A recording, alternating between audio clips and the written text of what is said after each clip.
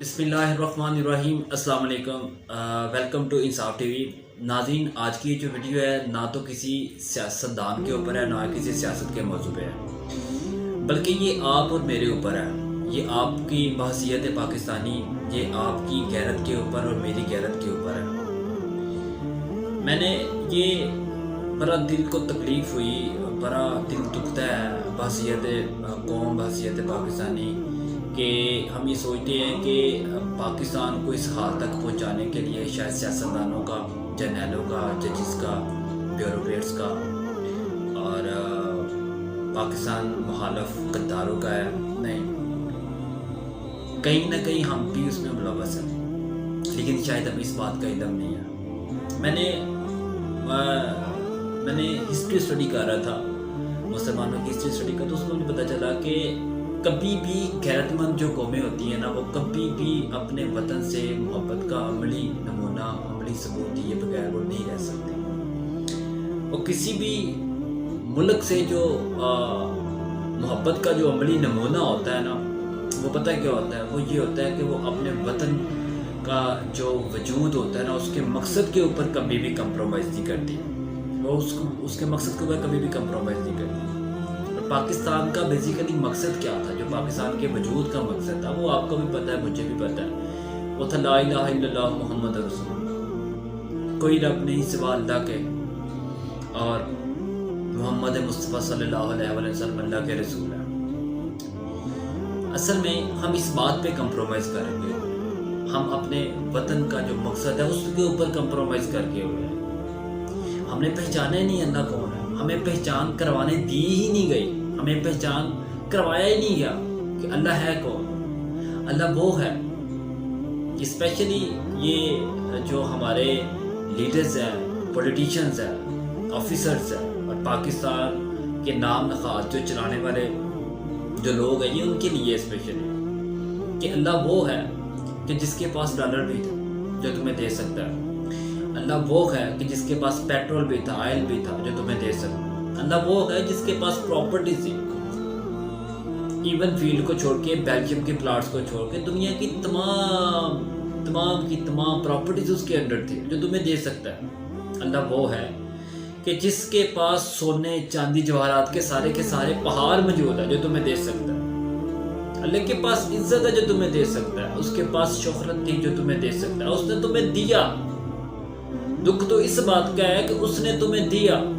پر تمہیں عادت تھی غلامی کی، پر ہمیں عادت تھی غلامی کی، اور ہم جھک کے مشرک ہو کے آگے اور پلیٹ میں رکھ کے دے دیا وہ جو تجھے تیرے رب نے نعمت کے طور پہ نوازا تھا۔ پھر ہم انہی ڈالروں کے لیے، اسی تیل کے لیے ان کے آگے لیٹ کے، ان کے آگے جھک کے، کمپرومائز کر کے، اپنے وطن کا جو وجود تھا، مقصد، اس کے اوپر ہم کمپرومائز کر کے، اور پھر تیرے رب نے تجھ سے گلہ بھی کیا، گلہ بھی کچھ اس انداز سے کیا کہ تو کیوں جھکا غیروں کے، مشرکوں کے قدموں میں؟ وہ کون سا کام ہے جو تیرے رب سے نہیں ہوا؟ یہ اللہ ہماری غیرت کو للکارتا بھی رہا، ہماری غیرت کو بلکہ جگاتا رہا، اور ہمیں یاد دلاتا رہا کہ ہم کیوں جھک کے، وہ کون سا کام ہے جو تیرے رب سے نہیں تھا ہو رہا۔ ہم ہٹ گئے اپنے مقصد سے، ایکچولی بات تو یہ ہے، ہم اپنے مقصد سے ہٹ گئے، اور ایک قوم سے پھر عوام، اور عوام سے پھر مختلف پارٹیز کے اندر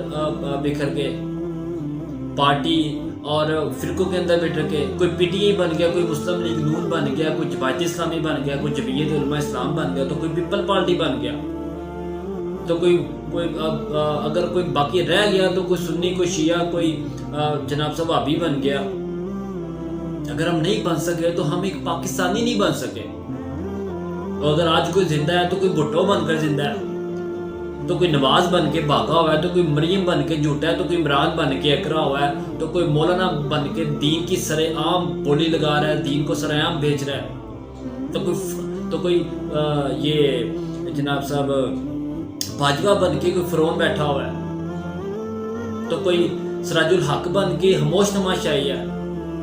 تو کوئی جج بن کے انصاف کی دھجیاں اڑا رہا ہے، تو کوئی زرداری بن کے غدار ہے، تو کوئی وکیل بن کر اللہ کی لعنت کا حقدار ہے، تو کوئی ظلم بن کر، تو کوئی ظالم بن کر ظلم پر تو کوئی ظالم بن کے مظلوم پر ظلم کرنے کا شوق رکھتا ہے، تو کوئی مظلوم ظلم کا سہ رہا ہے، کوئی ظلم سہ رہا ہے، اور تو اور کسی کو ننگا کیا جا رہا ہے، مارا جا رہا ہے حق بولنے پر، سچ بولنے پر، تو کسی کو خاموش رہنے پر اگر بکے تو بکواس کرنے پر یا جھوٹ بکنے پر اسے ڈالروں اور تگموں سے نوازا جا رہا ہے۔ شاید ہم جیسوں کے لیے ہی بڑے دکھ کے ساتھ یہ کہنا پڑ رہا ہے کہ شاید ہم جیسوں کے لیے ہی علامہ اقبال نے یہ فرمایا تھا، جو کہ قوم سے عوام اور عوام سے پارٹیزم اور فرقوں میں بٹ گئی، ہم جیسوں کے لیے ہی اقبال نے شاید فرمایا تھا کہ اللہ سے کرے دور تو وہ تعلیم بھی فتنہ، اللہ سے کرے دور تو تعلیم بھی فتنہ، املاک بھی اولاد بھی جاگیر بھی فتنہ، اللہ سے کرے دور تعلیم بھی فتنہ، املاک بھی اولاد بھی جاگیر بھی فتنہ، نہ حق کے لیے جو اٹھے تو شمشیر بھی فتنہ، شمشیر کیا نعرہ تکبیر بھی فتنہ۔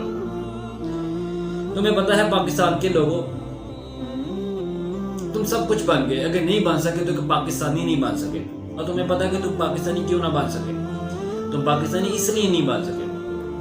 کیونکہ تمہیں پاکستان کا جو مقصد تھا لا الہ الا اللہ، اس پہ عمل کرنا پڑنا تھا۔ اصل میں سیاقہ یہ تھا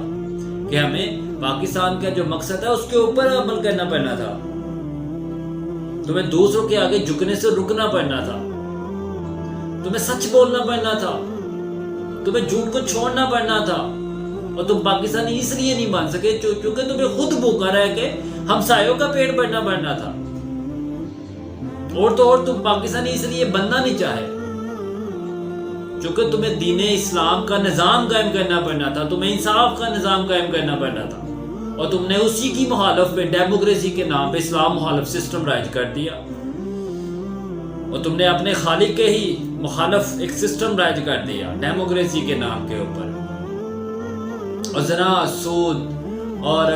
سارے ظلم و جبر کے اڈے کو عام کر دیا، اور پھر اپنے رب کو للکار دیا سود کو عام کر کے۔ اور تم کیا سمجھتے ہو،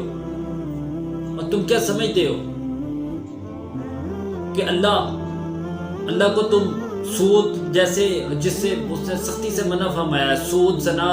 کے ظلم کے اڈے تم بازار گرم کر کے، اور تم اپنے اللہ سے یہ امید رکھو کہ وہ تمہیں بخش دے گا، اور تم یہ سوچو کہ تم پاکستان کہ تمہاری آرمی جو ہے وہ دنیا کی 7ویں طاقتور ترین آرمی میں شامل ہے، اور تمہارا پاکستان قیامت تک قائم رہے گا، تو نہیں، ایسا نہیں ہوگا۔ یہ کان کھول کے پاکستان کی بات سن لو، یہ میری بات نہیں ہے، اللہ بہت غیرت مند ہے، یہ اللہ کے نبی کی بات ہے، وہ اس کی حدیث آپ کے کوٹ میں کر دو، جس سے تمہارا یہ غرور، یہ فخر ختم ہو جائے گا کہ تمہارے پاس ایک 7ویں طاقتور ترین آرمی ہے اور تم قیامت تک قائم رہے گا۔ کبھی بھی ایسا نہیں ہو سکتا۔ میرے نبی نے فرمایا، میرے اور آپ کے نبی نے فرمایا کہ تم سے پہلے کئی قومیں آئی اور برباد ہو گئی، برباد کر دی گئی، چونکہ وہ اپنے لوگوں کے درمیان انصاف نہ قائم کر سکے اور ظلم کی انتہا کر دی۔ یہ وجوہات تھی جو قومیں تباہ ہو گئی، تو تم کس بات کو، تم کون سی 7ویں طاقتور ترین آرمی کو لے کے پاکستان کے قیامت تک ہونے کا تم دعویٰ کرتے ہو؟ کبھی نہیں ایسا ہو سکتا۔ اور ہاں، ایک اور بات، مجھے ایک بھی قوم کا، آپ لوگ ایک بھی قوم کا کوئی ایسا ریفرنس دے دے کہ جو اپنے درمیان، اپنے لوگوں کے درمیان انصاف نہ قائم کر سکی ہو اور وہ قوم خوشحال ہو اور زندہ آباد ہو۔ ناظرین، کبھی بھی ایسا نہیں ہوتا، وہ قومیں مٹ جایا کرتی ہے، ختم ہو جاتی ہے، کہ جو اپنے وجود کے جو آپ کے وجود کا جو مقصد ہے اس کے اوپر کمپرومائز کر جاتی ہے۔ لاسٹ پہ میرا یہ ایمان ہے کہ انشاءاللہ کہ اب یا تو اس ملک میں انصاف قائم ہوگا، یا تو انصاف کی بنیاد پر ایک نئی ریاست قائم ہوگی۔ اور اگر آپ کو یہ لگے کہ یہ بات انصاف ٹی وی پہ بات انصاف کی ہوئی ہے، تو میرا یہ پیغام نہ کہ صرف پاکستانی بلکہ پوری دنیا کے تمام جو اسلام مسلمان ہیں، اسلام پسند جو مسلمان ہیں، ان تک میری بات پہنچائیے گا، اور خدا را اپنی زندگی کو ریورس کریں۔ ہم عوام سے، پارٹیزم سے، فرقوں سے نکل کے، عوام سے نکل کے ہم قوم کی طرف بنیں، قوموں سے نکل کے امت کی طرف جائیں۔ پاکستان پائندہ باد۔